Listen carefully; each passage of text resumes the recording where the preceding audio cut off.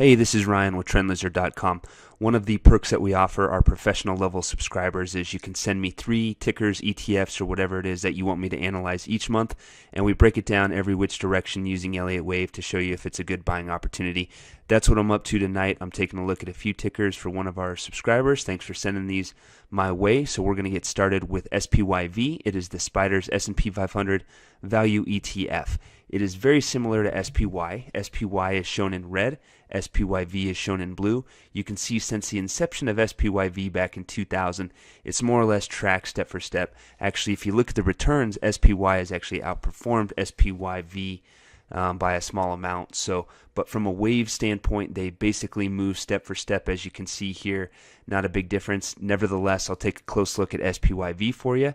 And so let's dive in. So this is since its inception back in 2000, and it started in a large counter trend move. You don't really get the full move here, but we know from what we see with SPY that it was in fact in a massive large 3-wave counter trend pullback that ended in 2009. Since then, SPYV has been in a massive 5-wave advance. It looks like it's getting pretty late in the game because we know once this 5-wave advance completes, we're going to see the biggest pullback we've seen since what happened back in the financial crisis in 2008, 2009. So definitely things are heating up, but we're not there yet. So let's go ahead and zoom in and look a little bit closer at the advance off the 2016 low.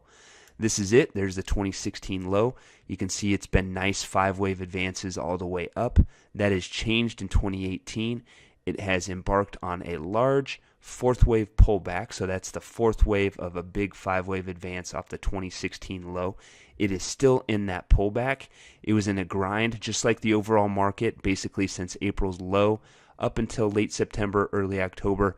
Things have broken down since then, and that weakness is not yet over, as we'll look at in a minute. I think the important thing to take away, there's a couple. The biggest one is that this is clearly a counter trend move.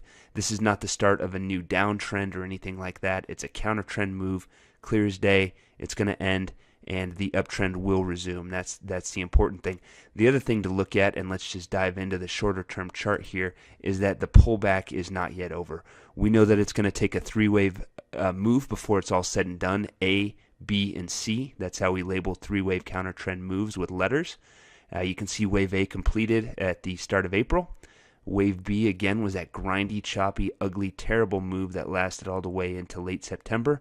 Since then, a much sharper decline has played out. This is the C wave. It looks like it's heading back towards the 2018 low. Hard to say if it's going to set a new low or not. It certainly could. It may not. It's hard to say. Either way, it's definitely heading lower. We have to expect lower levels. The only thing that would change that is a move above 31. A move above 31 would suggest that maybe the C wave truncated and price is heading higher from there. But as is, I think you have to expect lower levels in the near term. Now, again, once this pullback completes, we do expect the uptrend to resume and you to have a great buying opportunity. I think you'll definitely be able to buy it at a level better than 31. But as of right now, that's the closest level you could buy it if it moved above 31. Otherwise, you have to expect a continuation of the weakness back again towards the 2018 low before the overall uptrend resumes. I hope that's helpful. I got 2 more coming your way momentarily.